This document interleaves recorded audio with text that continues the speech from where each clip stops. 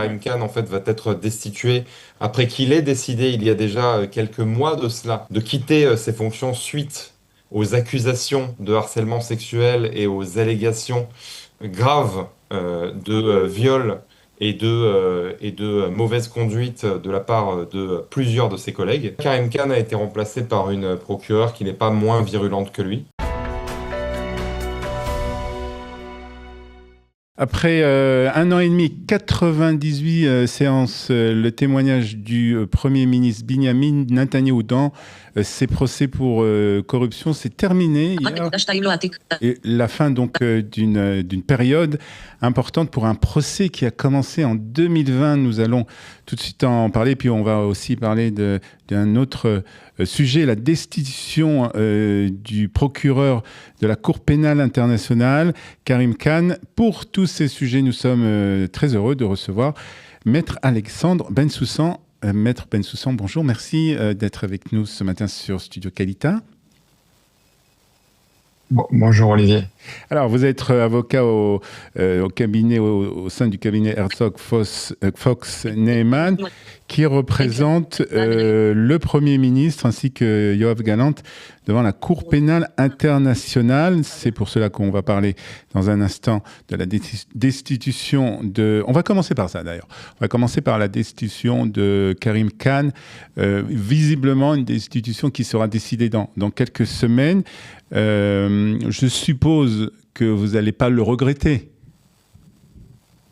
Alors, quant à la destitution de Karim Khan, c'est une décision en fait qu'on n'a pas à commenter, tout simplement. Donc, en tant qu'avocat de la défense du Premier ministre et de Yoav Gallant, c'est une décision qu'on n'a pas à commenter puisque nous ne sommes pas finalement en fait des organes où nous n'avons pas en fait pris part en fait à ce qui s'est passé en fait dans ce cadre-là. On le rappelle, Karim Khan en fait va être destitué après qu'il ait décidé il y a déjà quelques mois de cela de quitter ses fonctions suite aux accusations de harcèlement sexuel et aux allégations graves de viol et de mauvaise conduite de la part de plusieurs de ses collègues.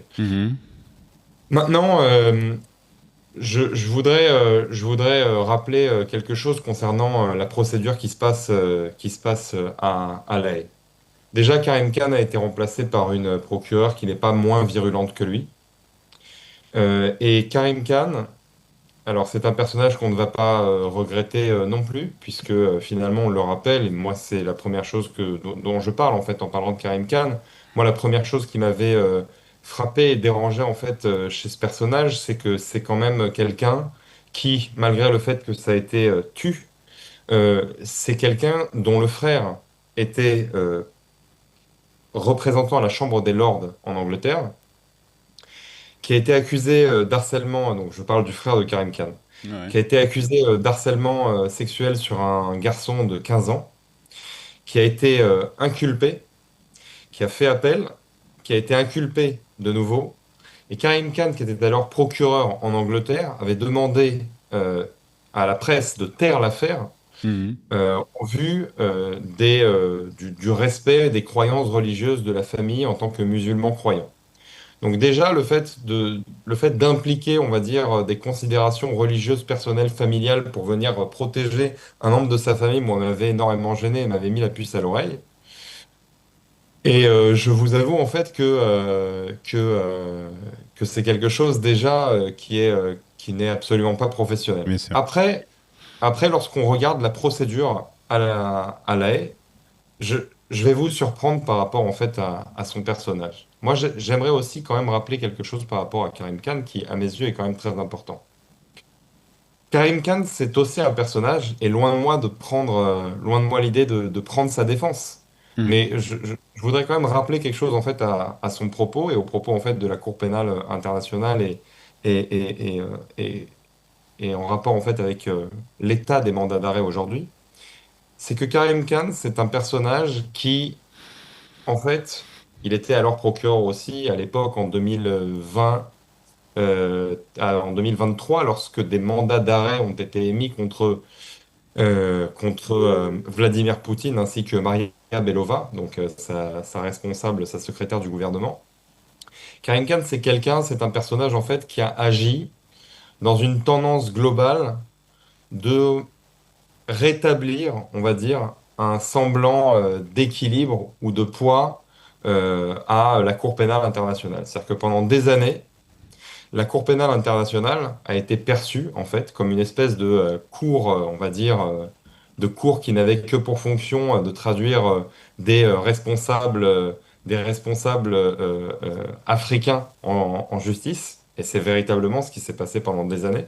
C'est-à-dire que pendant des années, les seules personnes qui étaient traduites en justice devant ICC, donc devant la Cour pénale internationale, c'était des dictateurs africains. Mhm. Et en réalité, ce qui s'est passé en 2023, Olivier, c'est que Karim Khan a décidé, en fait, pour pouvoir regagner, redorer un petit peu le blason de cette instance-là, et essayer, en fait, aux yeux du monde, de la faire passer pour une instance qui était un petit peu plus, on va dire, équilibrée, a décidé, en fait, de traduire en justice des représentants européens. Ça a Mhm. commencé avec Vladimir Poutine et avec Maria Belova.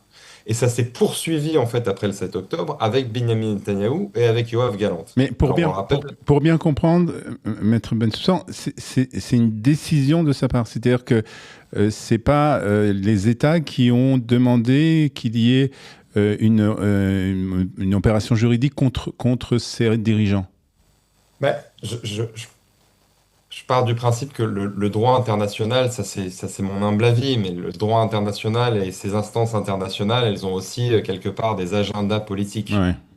C'est-à-dire que un juge, finalement, même lorsque vous regardez le processus de sélection des juges en Israël ou dans n'importe quel autre pays, ça passe toujours finalement en fait par, ça passe toujours par la discrétion, on va dire, de politique. Donc en fait, les nominations sont elles-mêmes politiques et les nominations en fait donnent lieu à des, à des, enfin, le processus de sélection donne lieu en fait à la nomination de gens qui eux-mêmes ont un agenda politique, car ils sont le fruit en fait d'un processus qui est lui-même politique. Donc, je pense que, bien évidemment, que l'avis des États importe, mais finalement, c'est le procureur général Mhm. de la Haye qui va demander en fait d'émettre un mandat qui va être oui ou non en fait accepté par un panel de juges. Ouais. Donc en fait, il y a eu véritablement cette volonté-là puisque on le rappelle, les instances internationales n'étaient, surtout la Cour pénale internationale était véritablement considérée comme une cour, et surtout en fait par les BRICS, donc par les États en voie de développement, comme une cour en fait qui n'avait que pour but de les juger à eux. Mhm. Donc il y avait quelque part un espèce de déséquilibre où les BRICS regardaient cette cour comme une cour qui avait fonction en fait que pour but de les juger à eux, et finalement en fait qui n'avait aucun poids, aucune volonté, aucun pouvoir de juger en fait des États occidentaux de l'hémisphère nord. Donc Karim Khan ainsi que ses conseillers ont en 2023 saisi l'opportunité d'émettre donc des mandats d'arrêt contre Vladimir Poutine et Maria Belova, et par la suite, suite au 7 octobre 2023, donc en 2024, d'émettre des mandats d'arrêt contre le Premier ministre Netanyahou ainsi que contre Yoav Gallant. Et c'est la première chose d'ailleurs que j'explique lorsque on me pose la question concernant en fait l'antisémitisme et le biais potentiel de la Cour pénale internationale ainsi que de Karim Khan. J'explique en réalité que la question est beaucoup plus complexe. Moi, personnellement, je ne me suis jamais référé à ce type d'argumentation. Déjà, je pense que dans le cadre des mandats d'arrêt, le droit nous suffit amplement pour nous défendre de n'importe quel type, on va dire, d'attaque. Mhm. C'est le cas aujourd'hui. Et à côté de ça, c'est vrai qu'on peut y voir voilà, d'autres rationnels. Alors, pour encore une question sur ce sujet, donc en cas de révocation, visiblement, Karim Khan sera destitué. C'est une décision, je crois, de tous les États qui sont membres du CPI, c'est ça? Absolument. Mm. C'est-à-dire qu'en fait, il y a une assemblée et je pense aussi, en fait, il faut comprendre que ça vient aussi après quand même plusieurs étapes clés. Donc, il y a eu ces accusations. Ouais. Karim Khan a décidé de son plein gré donc de quitter ses fonctions momentanément. Hmm. Et ensuite, suite à une décision unanime des États, mais il y aura en fait, ce sera validé en fait en juillet Ouais. aussi. Mais Karim Khan sera destitué de ses fonctions. Je voudrais juste rappeler quelque chose aussi de complémentaire par rapport à son personnage. oui, On a évoqué tout à l'heure le fait que Karim Khan ait émis des mandats d'arrêt dans une logique, on va dire, de rétablir un certain équilibre et de prouver aux yeux du monde que la Cour pénale internationale était capable de juger des dirigeants européens. Il faut rappeler quelque chose qui est à mes yeux extrêmement important, c'est que Karim Khan, et une fois de plus, hein, loin de moi l'idée de prendre sa défense, mais j'aime bien établir et parler des choses de manière objective. Karim Khan, c'est un personnage qui a décidé de demander aux juges, puisqu'en fait le procureur sollicite les juges pour émettre des mandats d'arrêt, et si les juges estiment qu'il y a une base factuelle suffisante, ils répondent favorablement à sa défense.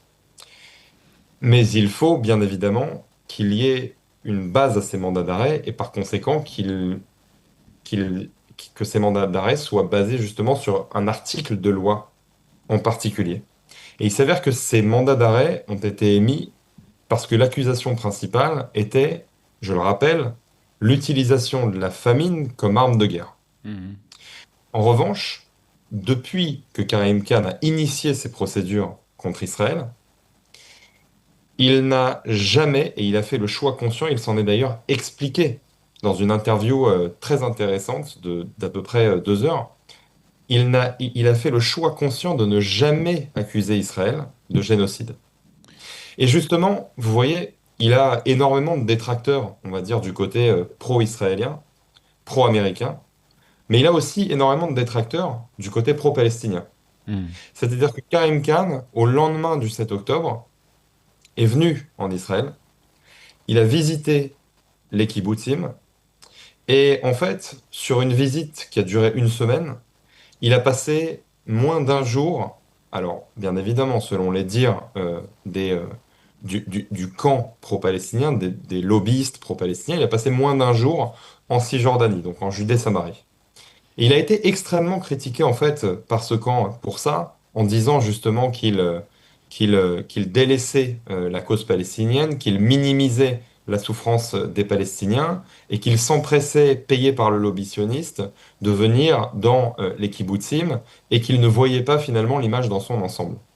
Donc en fait, c'est un personnage, je pense, et il est bon de le rappeler en fait aujourd'hui, étant donné que il est clivant aujourd'hui, qu'il justement a décidé de quitter ses fonctions, puis que maintenant il est le sujet en fait d'un vote pour être définitivement mis à l'écart, mis de côté, que c'est un personnage qui a été très clivant des deux côtés, que c'est un personnage aussi qui a décidé sciemment, et il l'explique dans son interview, que lorsqu'on respecte le droit, et on le rappelle, on parle de droit pénal, donc ce n'est pas du droit civil avec un processus, on va dire, avec justement en fait une charge de la preuve qui est à 51 contre 49%. Le droit pénal exige une charge de la preuve de 93% et plus. Mhm. C'est-à-dire qu'il faut prouver, au-delà de tout doute raisonnable, à plus de 93%, que lorsqu'on accuse,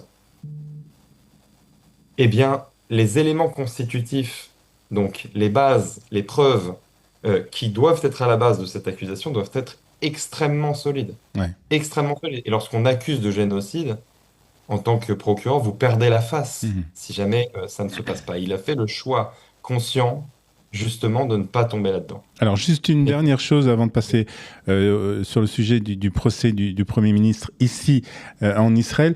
Ça devrait rien changer concernant les mandats d'arrêt contre Benjamin Netanyahu et Yoav Gallant, cette destitution.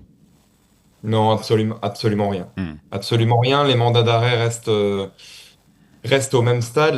La stratégie qui a été adoptée donc, par la Cour pénale internationale initiée par Karim Khan reste la même. On le rappelle brièvement, ces mandats d'arrêt qu'on conteste quant auxquels on a fait appel, appel qui a été rejeté, puis on a fait appel devant en fait une seconde chambre d'appel pour justement contester ce rejet de décision en appel. Suite à quoi donc notre appel concernant l'appel a lui été accepté. Ok. Et la Cour a reconnu en fait, qu'Israël n'avait pas eu le droit de faire valoir suffisamment ses arguments Ok. de fond, ses arguments substantiels. Mhm. Mais donc la stratégie reste la même et on le rappelle donc que ces mandats d'arrêt ont été initiés, vous savez, en droit pénal lorsque vous commettez en fait un délit, un crime, lorsqu'il y a une suspicion que vous ayez commis un délit ou un crime, eh bien, avant même d'entamer une procédure, on doit justement vous notifier du fait que une procédure s'apprête à être ouverte contre vous et il doit y avoir de la spécificité concernant ça. Il s'avère en fait que concernant ces mandats d'arrêt, de la spécificité concernant en fait ce délit que vous ayez a Ouais. priori commis.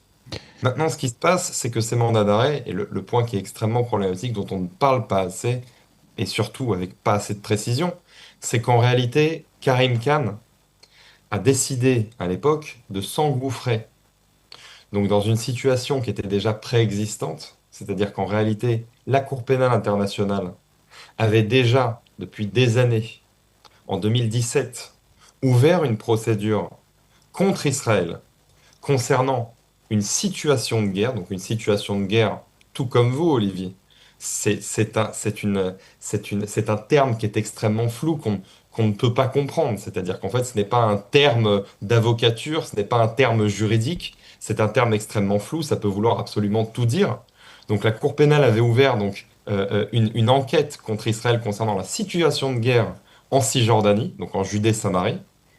Et en réalité, la Cour pénale internationale a utilisé cette situation de guerre, entre guillemets, cette procédure qui était déjà ouverte, pour ne pas notifier Israël de l'ouverture en fait d'une nouvelle procédure, et pour justement nous dire, écoutez, on n'a pas à vous notifier, on peut directement en fait ouvrir une enquête, on n'a pas à vous laisser le droit, en fait, à vous laisser la possibilité d'enquêter vous-même concernant la situation du 7 octobre, puisqu'en fait vous avez déjà eu cette opportunité en Mhm. 2017. Très bien. Bon. Donc, c'est le point problématique. Ça Ouais. reste absolument en fait au même point.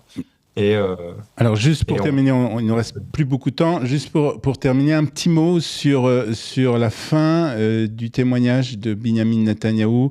Après, je l'ai dit, il y a 1 an et demi à peu près, presque 100 apparitions de Binyamin Netanyahou devant la Cour pour ces affaires de corruption. Comment, très rapidement, hein, comment vous concluez, comment vous voyez ces témoignages de Binyamin Netanyahou?